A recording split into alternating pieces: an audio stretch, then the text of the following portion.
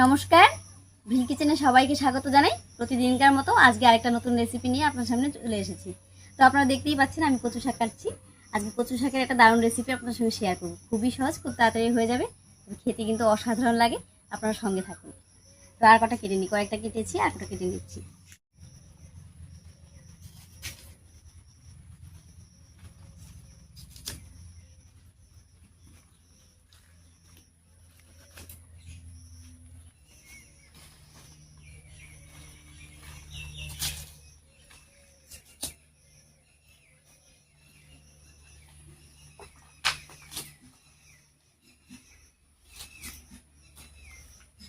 বেশ অনেকগুলো কচু শাক কেটে নিয়েছি, আর এই দিয়ে হয়ে যাবে।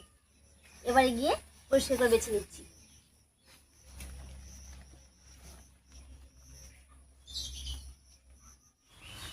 কচু শাকটা নিয়ে এলাম, এবারে কেটে নিচ্ছি।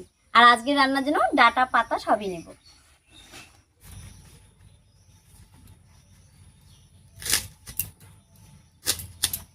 এর আগেও আমি অনেক কচু শাকের রেসিপি আপনাদের সঙ্গে শেয়ার করেছি।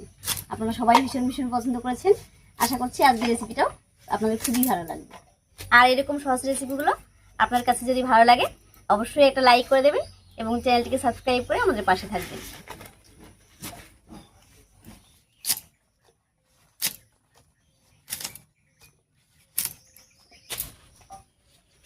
কচু শাকটা কেটে নিয়েছি, এবারে পরিষ্কার করে ধুয়ে নিয়েছি।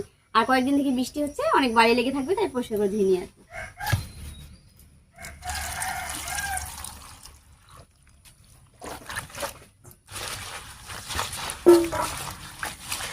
অনেকেই ভাবেন কচু শাক ধরলেই চুলকাবে।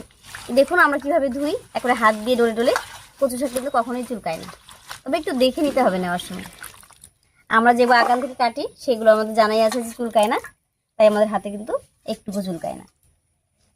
যে কচু শাকগুলো একেবারে ঝোপঝাড়ে হয় আর একটু গাঢ় সবুজ রঙের থাকে সেগুলো কিন্তু গলা চুলকায়, তাই কচু শাকটা নেওয়ার সময় অবশ্যই একটু দেখে নিতে হবে। আর আমরা যে কচু শাকগুলো কাটি তার রঙটা কিন্তু একটু হালকা হয়, আর পাতাগুলো একেবারে পাতলা আর নরম। জল পাল্টে পাল্টে কচু শাকটা কয়েকবার করে ধুয়ে নিলাম। এবারে উনুন জ্বালিয়ে ঝটপট করে রান্নাটা করে নিচ্ছি।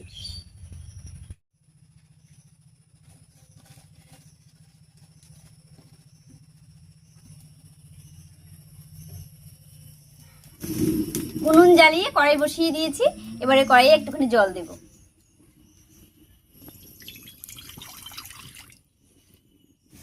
এবারে এই জলের মধ্যে দিয়ে দিচ্ছি একটুখানি লবণ, আর এই লবণ আর জলের মধ্যে কচু শাকটা সেদ্ধ করে নেব।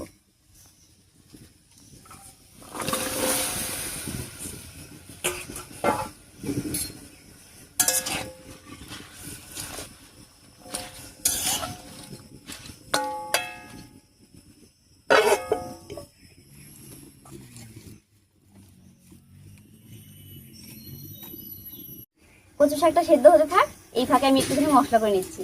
এমনিতে কিন্তু আমি মশলা ছাড়াই কচু শাক রান্না করি, তবে আজকে রান্নার জন্য একটুখানি মশলা করে নিচ্ছি। একটু অন্য রকম করে রান্না করবো, তবে খেতে কিন্তু অসাধারণ লাগে এটা। মশলার মধ্যে নিয়েছি 1 চামচ পোস্ত, আর সঙ্গে নিয়ে নিচ্ছি 1 চামচ সাদা সর্ষে। একসঙ্গে করে বেটে নেব।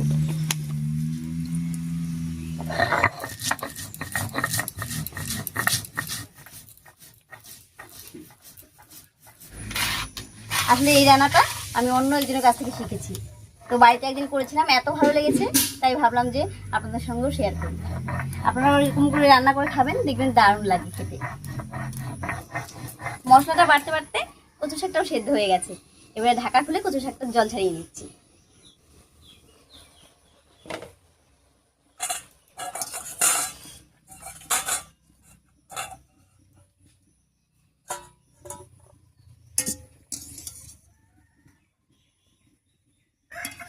কড়াইয়ের মধ্যে যে কচু শাক সেদ্ধ করার জলটা রয়েছে সেটা ফেলে দেব। কচু শাকটা নামিয়ে কড়াইটা পরিষ্কার করে নিয়েছি, আবার উনুনে বসিয়ে দিয়েছি। আর এদিকে দেখুন আমি বেশ খানিকটা কাঁচা লঙ্কা কেটে নিয়েছি, কারণ কচু শাক একটু ঝাল ঝাল হলে খেতে ভালো লাগে। মিষ্টিও দেবো, তবে ঝালটাও কিন্তু দেবো। এবারে ফোড়ন দিলেই কিন্তু রান্নাটা প্রায় হয়েই যাবে।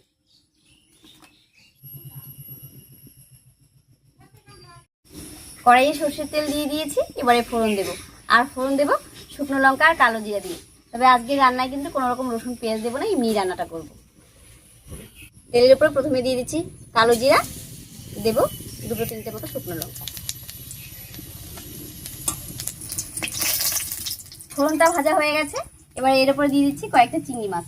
আর মাছগুলো দেখুন আমি একেবারে বেছে পরিষ্কার করে খোসা সব ছাড়িয়ে নিয়েছি, একেবারে পরিষ্কার করে নিয়েছি। এবারে দিয়ে দিচ্ছি।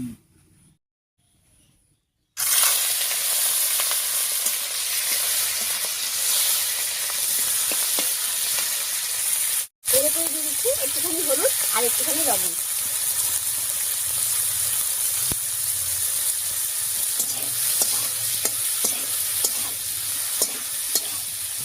ফোড়নের সঙ্গে লবণ হলুদ দিয়ে চিংড়ি মাছটা একটু ভেজে নিয়েছি, এবারে কচু শাকটা দেবো।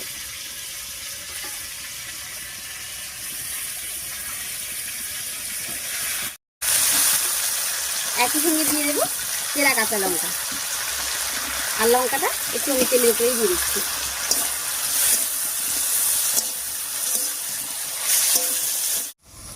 এই কচু শাকে প্রচুর পরিমাণে আয়রন থাকে, তবে খাওয়ার সময় একটুখানি লেবু মিশিয়ে খেলে আয়রনটাও সঠিকভাবে আমাদের শরীরে আসবে আর খেতেও ভালো লাগবে।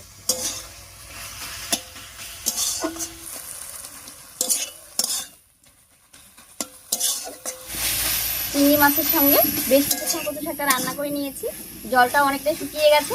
এবারে বাটা মশলাটা দিয়ে দিচ্ছি।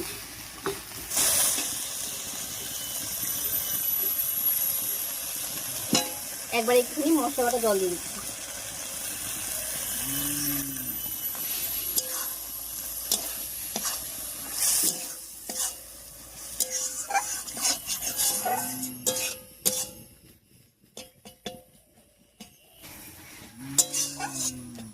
পোস্ত বাটাটা দিয়ে বেশ কিছুক্ষণ রান্না করে নিয়েছি, কচু শাকটা প্রায় হয়ে গেছে।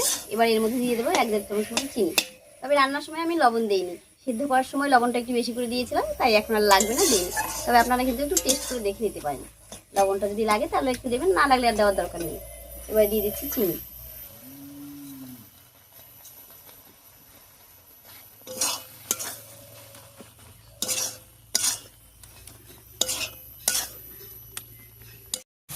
কচু শাকটা দেখে বুঝতেই পারছেন দেখতে কত সুন্দর হয়েছে।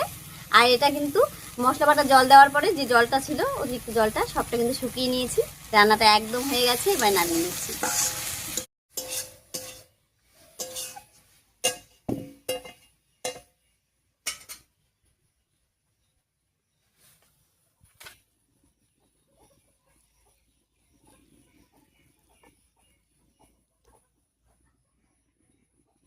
আজকের কচু শাক রান্না করাটা দেখে বুঝতেই পারলেন কত সহজ আর কত তাড়াতাড়ি হয়ে গেল।